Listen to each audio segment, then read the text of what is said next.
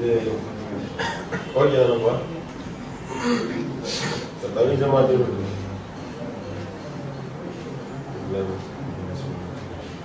الحمد لله نحمده ونستعينه ونستغفره ونؤمن به ونتوكل عليه نعوذ بالله من شرور انفسنا ومن سيئات اعمالنا من يهده الله فلا مضل له ومن يضلل فلا هادي له اشهد ان لا اله الا الله واشهد ان محمدا عبده ورسوله.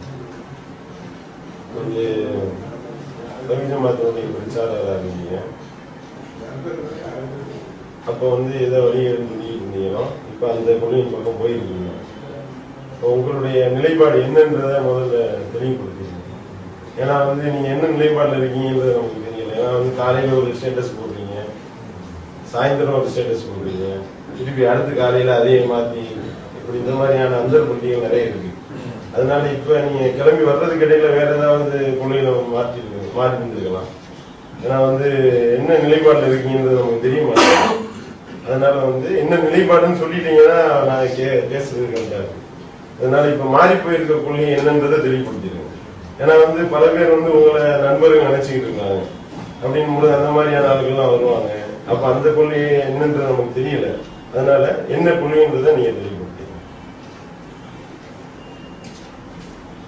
அஸ்ஸலாமு அலைக்கும் வரஹ்மத்துல்லாஹி வபரகாத்துஹு. இன்னல் ஹம்தலில்லாஹி நஹ்மதுஹு வ நஸ்தஈனுஹு வ நஸ்தக்ஃபிருஹு வ நஊது பில்லாஹி மின் ஷுரூரி அன்ஃபுஸினா வ மின் ஸய்யிஆத்தி அஅமாலினா. மை யஹ்திஹில்லாஹு ஃபலா முதில்ல லஹு வ மை யுضلل ஃபலா ஹாதிய லஹு. வ அஷ்ஹது அன் லா இலாஹா இல்லல்லாஹு வஹ்தஹு லா ஷரீக லஹு வ அஷ்ஹது அன்ன முஹம்மதன் அப்துஹு வ ரசூலுஹு.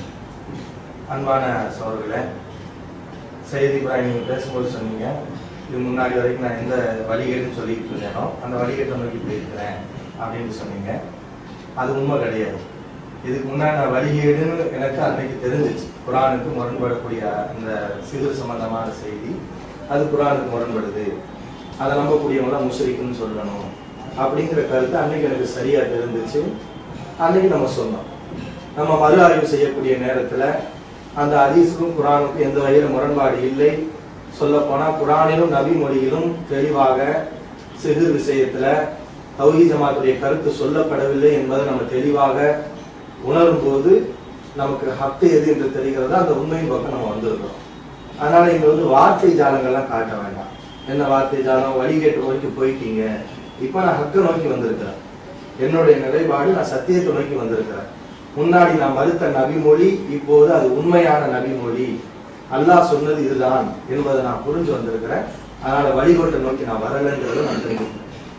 அடுத்து ரெண்டாவது நீங்க சொன்னீங்க, காலையில் ஒரு ஸ்டேட்டஸ் மாலையில் ஒரு ஸ்டேட்டஸ் போட்டு இப்படி மாறி மாறி பேசிட்டு இருக்கீங்க அப்படின்னு சொன்னீங்க. நான் என்னைக்கு எந்த கருத்தை என்னுடைய கொள்கையை பகிரங்கமாக நான் பேஸ்புக்ல தெரிவிச்சேனோ அன்னையில இருந்து இன்று வரைக்கும் இந்த கொள்கையை நான் என்னைக்கு மாறவே இல்லை. இப்படிலாம் நீங்க என்ன செய்றீங்கன்னா பொய்யான தோற்றத்தை ஏன் இப்படி ஏற்படுத்துறீங்கன்னு தான் எனக்கு தெரியல. என்ன விஷயத்துல மாற்றம் வந்துச்சுங்கிறது மக்களுக்கும் தெரியும், எல்லாருக்கும் தெரியும். என்னமோ நான் ஆரம்பத்துல சிறு மக்களுக்கு பகிரங்கமாக பேஸ்புக்ல நான் சிறு விஷயத்துல என் கொள்கையை அது குர்ஆன் சொன்ன அடிப்படையில் சிறு விஷயத்துல பாதிப்பு ஏற்படும் நான் சொன்னதுக்கு பிறகு அதை நான் மாத்தி பேசின மாதிரியான ஒரு தோற்றத்தை நீங்க ஏற்படுத்துறீங்க. இந்த வேலையை செய்யாதீங்க, முறை விடுங்க. அங்க என்ன நடந்துச்சு? நான் என்னைக்கு என்னுடைய நிலைப்பாட்டை தெரிவிச்சேனோ பகிரங்கமாக பேஸ்புக்ல தெரிவிச்சேனோ அன்னையில இருந்து இன்றைக்கு வரைக்கும் அந்த கொள்கையில எனக்கு எந்த மாற்றமும் இல்லை. நான் அதுல மாறி பேசவும் இல்லை. அப்படிங்கிறப்ப இந்த வார்த்தை ஜாலங்கள் தான் வேண்டாம். அப்ப என்ன மாற்றம் நடந்துச்சு அப்படின்னு கேட்டா ஒரே ஒரு விஷயத்துலதான், இந்த விவாதம் நடக்கலாமா வேண்டாமா, விவாதம் பண்ணலாமா. நான் தான் உங்களை பகிரங்கமா விவாதத்துக்கு முன்கூட்டியே கூப்பிட்டேன். பொதுவா நடைமுறையில தௌஹீத் ஜமாத்துல நீங்க தான் எல்லாத்தையும் விவாதத்துக்கு கூப்பிடுவீங்க. ஆனா நான் அல்லாஹ்வுக்காக இது வந்த காரணத்தினால என்னிடத்துல சத்தியம் இருக்குது, அதை நிரூபிக்க முடியும், அதை நிரூபிக்கக்கூடிய தெம்பும் திராணி எனக்கு இருக்குது, நான் உறுதியா நம்புறதுனால நீங்க என்ன கூப்பிடுறதுக்கு முன்னாடி நானே உங்களை கூப்பிட்டேங்களா இருக்குது.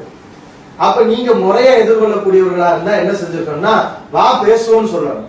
அதை விட்டுட்டு உன்னுடைய பொருளாதார விஷயம் பண பிரச்சனையெல்லாம் இருக்குவா அதை முதல்ல பேசுவோம்னு சொல்லி நீங்க விவாதத்தை திசை திருப்ப பாத்தீங்க. அப்போ உங்களுடைய அந்த விஷயத்தெல்லாம் அணுகுமுறையை நமக்கு பார்க்கும்போது சரி இவங்களோட விவாதம் பண்ண முடியாது, விவாதம் பண்ற என்ன இவங்களுக்கு இல்லைன்னு எனக்கு தெரியும். ஏன்னா கருத்தை பேசக்கூடிய நேரத்தை வா கருத்தை பேசுவோம்னு சொன்னா விவாதம் பண்ண வர்றாங்கன்னு அர்த்தம்.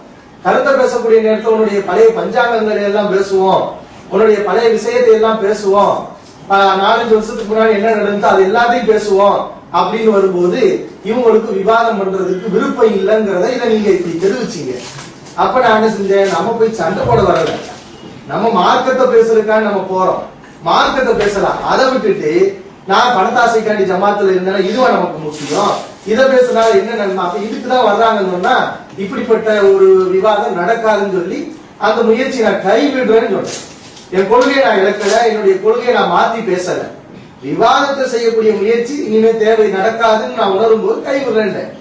அப்ப மறுபடியும் என்ன செய்யறோம், சரி உங்களோட போராடும், போராடி மார்க்கத்தை பேசுறதுக்கு இவங்களை நம்ம நிர்பந்திப்போம் அப்படின்னு சொல்லி மறுபடியும் நான் முயற்சி செய்யும் போது அல்லாஹ்வுடைய கிருபையால் மக்களிடத்திலேயே அது ஒரு நல்ல மாற்றத்தை ஏற்படுத்தி நீங்கள் அந்த நிலைக்கு தள்ளப்பட்டிருக்கிறீங்க. மார்க்கத்தை மட்டும் பேசுவோம்